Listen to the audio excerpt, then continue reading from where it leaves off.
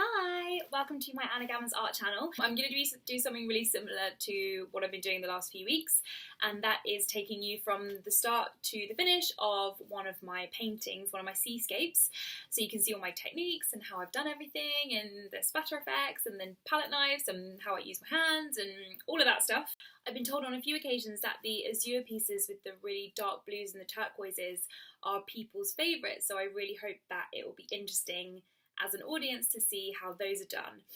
As usual, please do ask me any questions and I will answer them as best I can. If you just use the comment section at the bottom of the video and I'll get back in touch with you. As usual, please do like and subscribe and give it a thumbs up. That would be super helpful for me, and most importantly, enjoy. So I've started out once again with an acrylic base to the canvas, which is that turquoise colour, and now I'm just lining out the composition, so of the mountains and the horizon line, just so I've got an idea of where everything's going to go. And I'm now filling in the real concentrated sunset part, so that requires me to use those pinks and whites and the Naples yellow as well, which is really good. So I mix the two of those together and that forms that really bright white yellow. And as the eye is taken further outwards from the centre of the painting, I've got those really dark pinks and oranges so that it sort of warms up and gets a bit darker and shadowy towards the edges of the painting.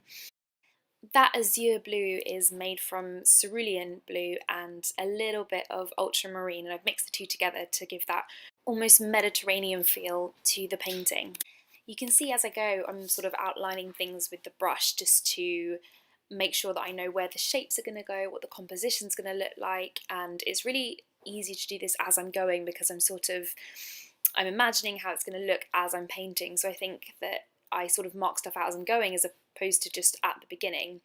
So I'm sort of building up this background blue colour and leaving sort of this almost explosion of colour from the centre, which is going to make up the sunset effect and the clouds and that rainbow burst effect.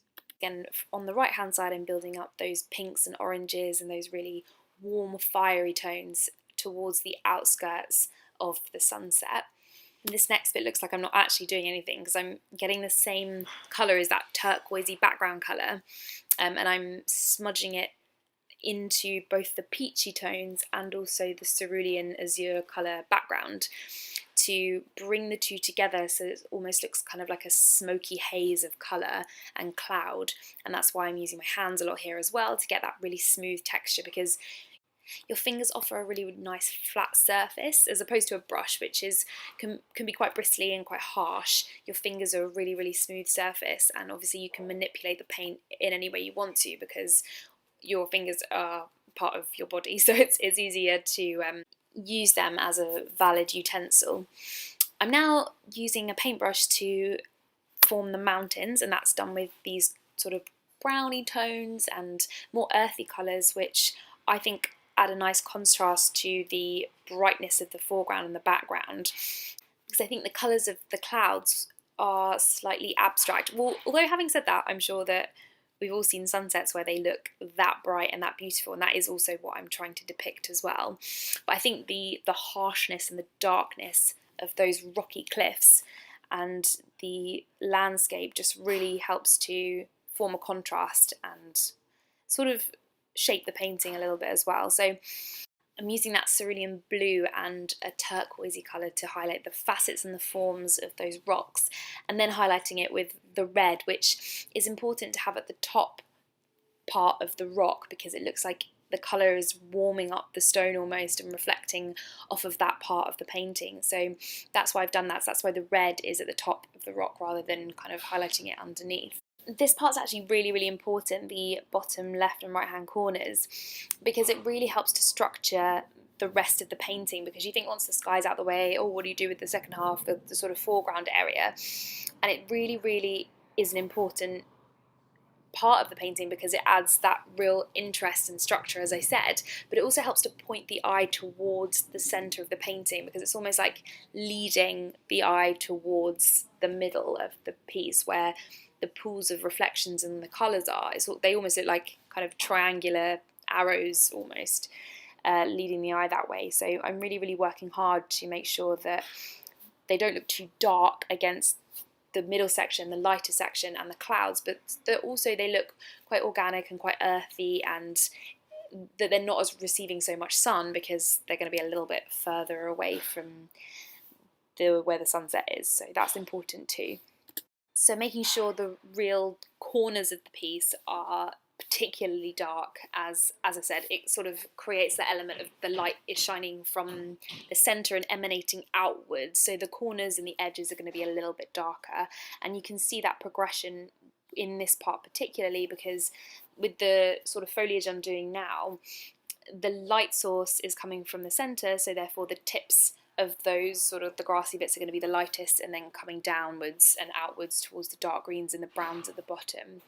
So you just see me add in the drippy bits and they are really, really important. You'll see me use a lot of them throughout the painting because they really help to create a balance in the piece compositionally, because there's so many horizontal elements to this painting with the horizon line and the mountains and the rocks and those edge bits of sort of foliage and grass that are coming in. They're all very horizontal, so those drippy bits are going to create a balance and create a conversation between the horizontal and the vertical, so that it becomes a little bit more balanced to the eye. And it might not be something that is recognised immediately, but it creates a kind of harmony. So those drips are really, really important. You'll see me continue to use them, and it is mainly to give a vertical accent to the painting because it's so horizontal.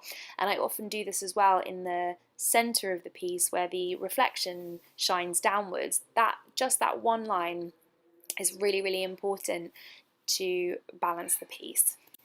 This part is basically me shading using oil paint, and you can see that I'm sort of adding lighter bits and darker bits and then smudging them together, and that's going to create a softer shading, like water would almost look, and reflect also the same sort of qualities of the clouds with the softer textures and that smoky look.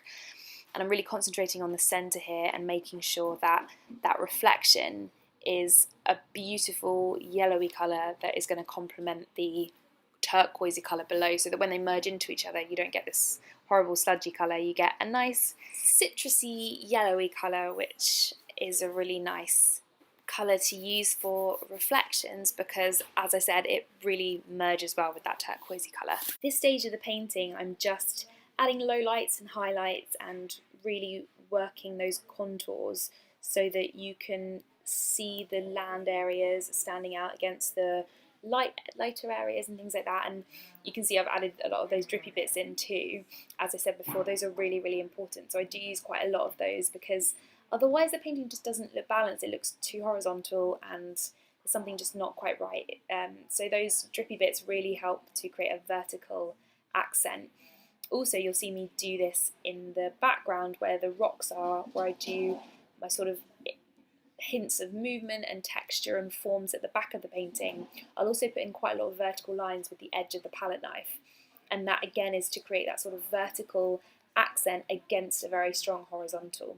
So at the end stages I'm really refining areas using the palette knife mainly as opposed to my hands at this point, just because the palette knife can offer me a little bit more detail.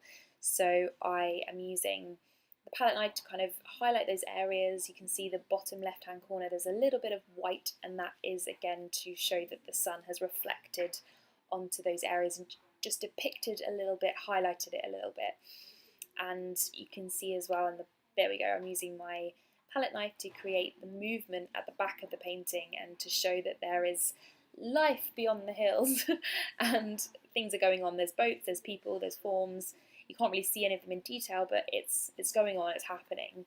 And again, that detail is really, really nice because the rest of the painting is quite simple in terms of the composition and the clouds and the way that I've smudged the colours together. It's quite soft and simple, and these areas in the foreground and the background really, really help to give the painting a sense of movement and just make it a little bit more dynamic and balance it out compositionally. So it's not boring, it's not flat, it has some kind of texture and life to it. I've just done the flicky bits and there you are, that is the finished piece. So there you go, that's how I painted it from start to finish. I really hope that it was interesting for you to see and that what I was saying made sense. Again, please like and subscribe and comment and share the video if you want to. It all helps. Thanks so much for watching.